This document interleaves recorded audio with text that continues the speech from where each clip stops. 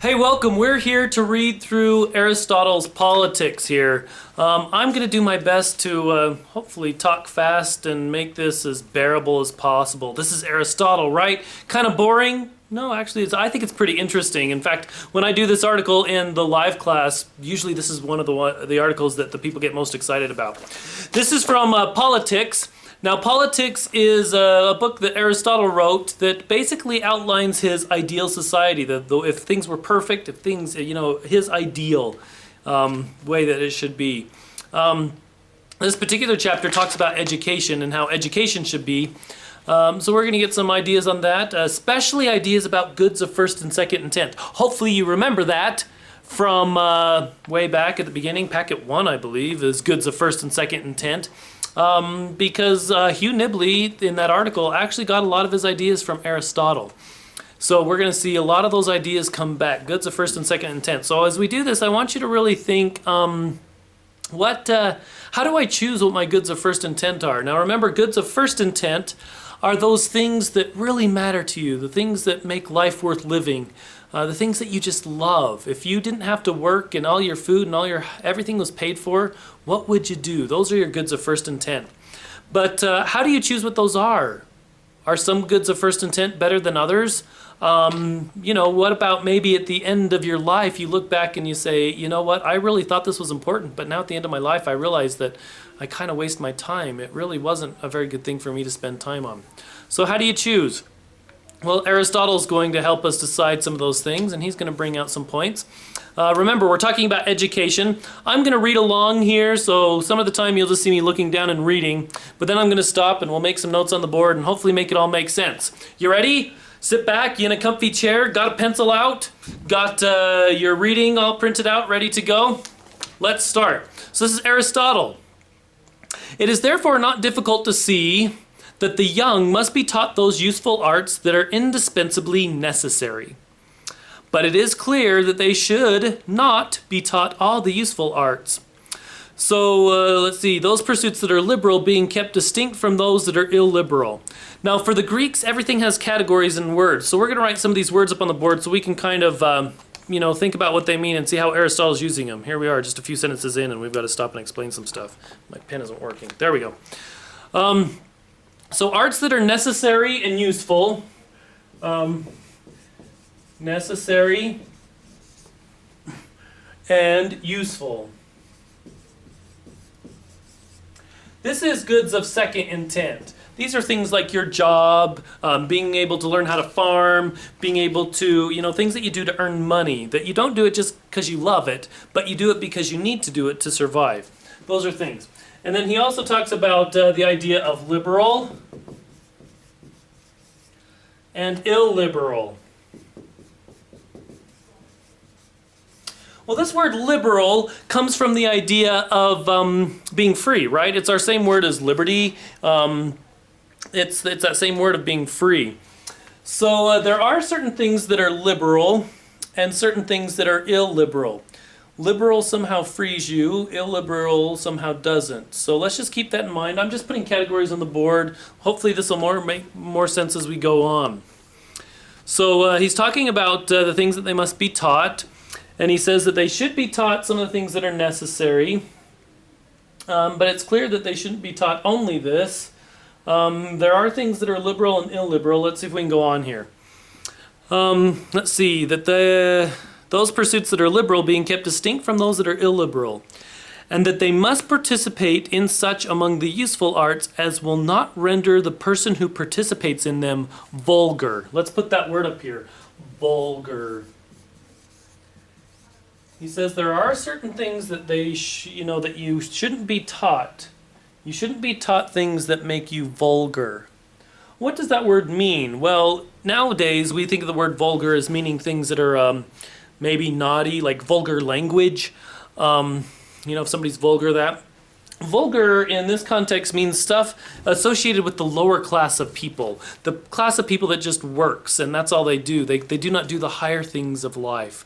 So vulgar, we don't want to teach them such things that only makes them vulgar. We want them to raise to something higher than vulgar. Now, you guys haven't been taught by me on the whiteboard too often, but just so you know, I make all sorts of weird messes up here on the whiteboard that hopefully make sense. My whiteboard stuff gets pretty messy. But we have vulgar here, but he says there should be something higher than vulgar. We shouldn't just keep people at the low level of existence. We should raise them to some type of higher existence. Let's see, and he's going to give a definition of what some of these things are. A task and also an art or a science must be deemed vulgar if it renders the body or soul or mind, so body, soul, or mind, I'm going to put that here, body, soul, mind. So something is vulgar if it makes the body, soul, or mind of free men useless for the employment and action of virtue. So if you do something and it makes you less free to express virtue, that means it's vulgar. So if it does something to hurt your body so that you can't actually go out and do virtuous things, that's a vulgar. If it hurts your soul, that somehow it damages your soul. Now remember, we had Socrates talk about damaged souls. If it damages your soul so that you're not free to express virtue, then that is a vulgar thing. If it damages your mind, that is a vulgar thing. Because remember, that Goetze's first intent is that you should be free, liberal, again. You should be free to express virtue. And anything that kind of stops you or hinders you from expressing virtue is a vulgar thing. Let's put that up there. So if I were taking notes on this, I would definitely underline vulgar on here. Put a little note out there. Make sure that you have this idea of what does vulgar mean. Vulgar means things that deteriorate your body, your mind, or your soul so that it cannot express virtue. Those are the type of notes I would put on there. I'd also underline liberal or illiberal and say one is for freedom and one is not for freedom. But he hasn't talked much more about it yet. We'll get there, don't worry. So it's vulgar if it renders the body, soul, or mind of free men useless for the employment and actions of virtue. I like that definition. I think it's pretty cool. Hence we entitle vulgar all such arts, now he's going to give kind of some examples here, all such arts as deteriorate the condition of the body. So that's what we talked about. If it deteriorates your body, that's a vulgar thing, because then your body is not free to express virtue. And also the industries that earn wages. Now that's an interesting thing, for they make the mind preoccupied and degraded. So your job, if you do a job just for your job, like let's say you're I don't know, what's a normal job? Let's say that you load boxes on UPS trucks. Aristotle would say that that's a vulgar thing, because it does not prepare your body, soul, or mind to express virtue. It may strengthen your body, so maybe it's good here, but your soul and mind in that is not prepared. That's kind of a deteriorating thing. Now, not all vulgar things are bad, but Aristotle just warns that you don't want to be too much vulgar. He knows that everybody has to work and everybody has to accomplish certain things. But those type of menial tasks, they don't help you really learn to express virtue. So even the things that earn wages, those are your goods of second intent. Those are not the best things in the world. They're good and needed, but they're not the thing you're really shooting for. So also the industries that earn wages, for they make the mind preoccupied and degraded. So he says those jobs that you just do just because it's a job, you just need to earn money, can degrade your mind. You're not thinking about the true higher things of life if your whole life you're just worried about the normal menial things. Now think about this. If this is true, if you had to spend, let's say, 18 hours a day just trying to earn enough money so that you'd have food to eat, well, do you really have time to consider and ponder the higher things of life? No, and that's what Aristotle's saying. If you do these things too much, you're not really pondering the higher things of life, which is what you're really trying to shoot for. So then he goes on, and even with the liberal sciences, now the liberal sciences are the things that make you free to express virtue. And even with the liberal sciences, although it is not illiberal to take part in some of them up to a point, to devote oneself to them too assiduously, that's a cool word, underline it, circle it if you don't know what it means. To devote oneself to them too assiduously and carefully is liable to have the injurious results specified. So, There are liberal arts. These are the freeing arts, the higher things of life. You know, the stuff that you just love to do. But if you get too preoccupied in those and you forget to take care of the normal stuff, let's say you just love to read. So you just read all the time, and instead of going to your job, you just read and read and read. So you lose your job, and then you've got problems, right? So he says, even these things, if they're done too much, these things that you just love, if they're done too much, they're going to cause problems. Because there are things in life that you have to take care of that maybe aren't things that you love. So there's some balance here. So make sure that you don't do too much. Don't overdo it. Don't overdo that those free, fun things that you love to do. Also, it makes much difference what object one has in view in a pursuit or study. So he says that your motivation, why you're doing something, makes a difference. I'm going to read the rest of this paragraph and then we'll talk about how that works. See if you can follow along. It makes much difference what object one has in view in a pursuit or study. If one follows it for the sake of oneself or one's friends or on moral grounds, it is not illiberal, so it's a good thing. But the man who follows the same pursuit because of other people would often appear to be acting in a menial and servile manner. So what's the point here? He says there are some things that are good. We're going to talk a lot about music. Let's take music, for example. Music has that power to really uplift your soul and to share. And you can like sing and really share something profound with people. You can boost their spirits. You can make people happy. You can make people feel and think about things that they haven't thought about before. Music has that purpose. And Aristotle says if you're doing it for that purpose, to serve others or to spread good morals, then that's good.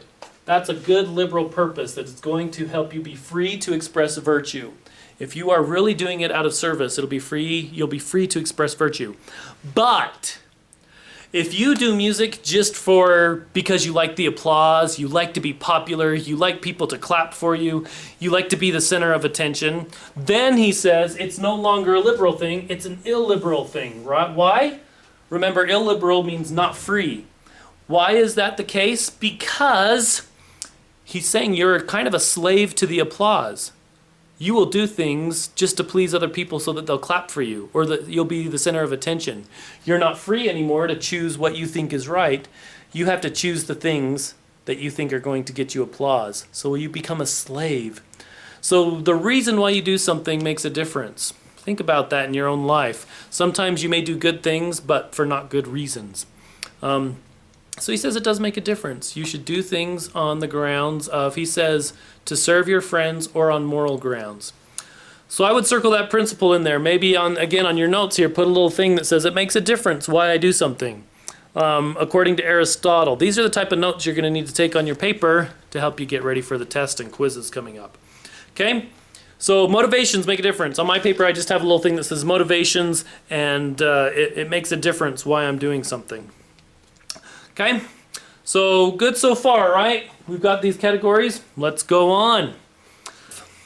He says the branches of study at present established fall into both classes, as was said before.